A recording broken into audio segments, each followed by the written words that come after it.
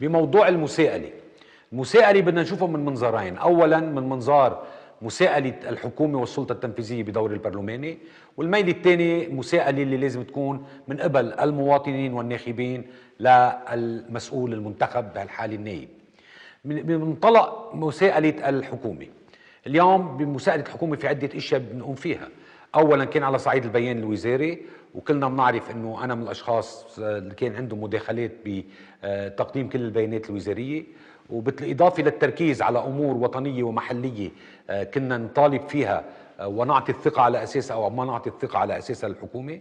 بحالاتنا اعطينا الثقه لحكومه اكيد الرئيس سلام وحكومتي الرئيس الرئيس الحريري، ولكن كلنا بنعرف انه لم نعطي الثقه لحكومه الرئيس مئاتي. بنفس الوقت بكل هذه الحكومات البيانات الوزاريه كان موقفنا ثابت، مثل موقفنا السياسي اللي استمر من وقت انتخبنا لليوم، اللي هو داعم للسياده والحريه والاستقلال، اللي هو بمت مباشره بالصله لاستمرار عملنا الدؤوب لحتى نوصل بيكون في قرار السلم والحرب بايد الدوله اللبنانيه ووجود السلاح فقط ضمن السلطات الدستوريه والشرعيه باداره السلطه السياسيه. وهودي كان مواقفنا واضحه بتحفظ وزرائنا او بدعم تحفظنا او تحفظنا مباشره على البيانات الوزاريه. اكيد كان في كمان بالجلسات العامه على طول بيكون في اوراق وارده، وكان لنا مداخلاتنا ككتله نواب زحله وتكتل القوات اللبنانيه بكل هيدي الجلسات العامه، وضمن الاوراق الوارده كنا عم نعالج كمان امور العلاقه بالتحديات الموجوده قدامنا على صعيد وطني وعلى صعيد محلي، وبشكل خاص المواضيع اللي بتمت بالصله لموضوع التنموي والخدمات اللي كانت للاسف فيها تقصير اوقات من عدد من الوزارات تجاه قضاء زحله. بنفس الوقت في المساءلة الأخرى اللي بتصير من خلال الأسئلة اللي بيطرحوها النواب، اللي عادة بيكون في سؤال وعلى ضوء هذا السؤال كيف بيجي الرد من الحكومة، ومنجي لحتى نرجع إذا ما رضينا على السؤال بالحالة هيدي بنقدم استجواب للوزير المعني. أكيد اليوم بموضوع المساءلة كان في عندي عدة أسئلة رح أتناول قدمتها للحكومة، رح أتناول الأشياء الأساسية منها. أول سؤال كان تقدم بموضوع وضع الإشارات على العقارات لما يكون في مشاريع موجودة بمراسيم، ولما ما تطبق للأسف وجود هذا الترقين أو وضع الإشارات عم بيأخر الحركة الإنمائية ولا النشاط العقاري بالمنطقة المعنية. قدمت سؤال للحكومة وللأسف ما كنت راضي على الجواب.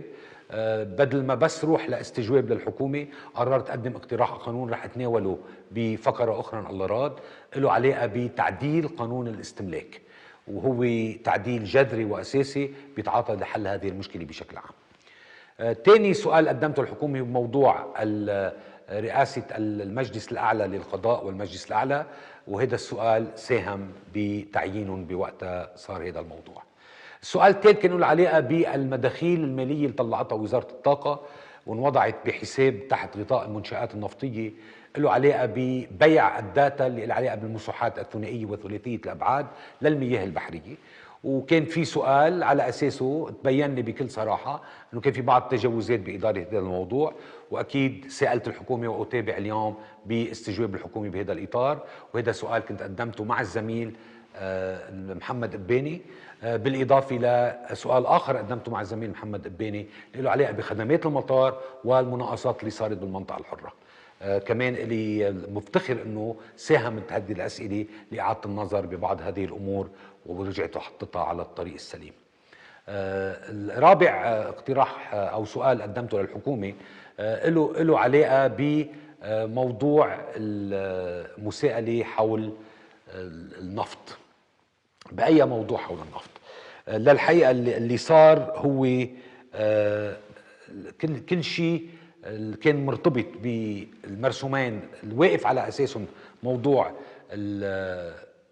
المضي قدما بالتنقيب والاستكشاف عن النفط، اللي كان لهم علاقة مرسومين: مرسوم الرقع وتحديد الرقع بالمياه الاقتصادية الخالصة، والثاني مرسوم له علاقة بنموذج الاكتشاف، اتفاقية الاستكشاف والإنتاج.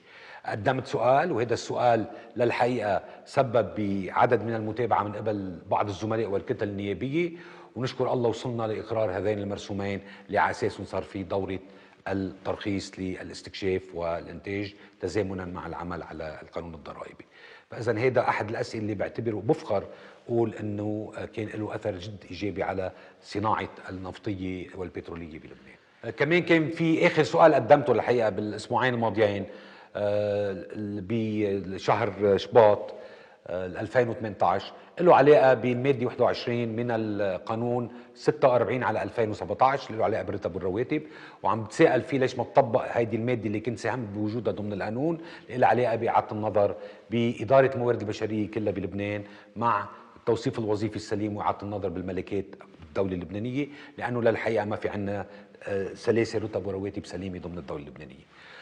اكيد المساءله الثانيه بدي احكي عنها بشكل مقتضب، هي المساءله اللي بلشناها وكانت للحقيقه سابقه ككتله نواب زحله، وعملنا لقاءات بالمناطق بقضاء زحله مع جمعيات ومع فئات بالمجتمع الاهلي، بالاضافه للقاءات صارت على صعيد بيروت، وكان في مساءله لإلي كنائب من قبل عدد من جمعيات المجتمع المدني، ان كان من بيناتها نحو المواطنيه او جمعيات اخرى تتابع العمل البرلماني، وهيدي كان شيء اساسي لحتى نحسق بأدائنا. للحقيقه كلمه صغيره بدي اقولها بهذا الاطار، بعتقد الاعلام بكل شفافيه ما اعطانا حقنا بهذه المواضيع، لانه كانت للحقيقه سابقات بلبنان، وان شاء الله التواصل اللي عم بعمله معكم بالوقت الحاضر عم بيقدر يوصل الصوره المضبوطه اللي للاسف ما قدرنا نوصلها لكم بالاعلام عبر الفتره اللي كنا فيها بالبرلمان اللبناني.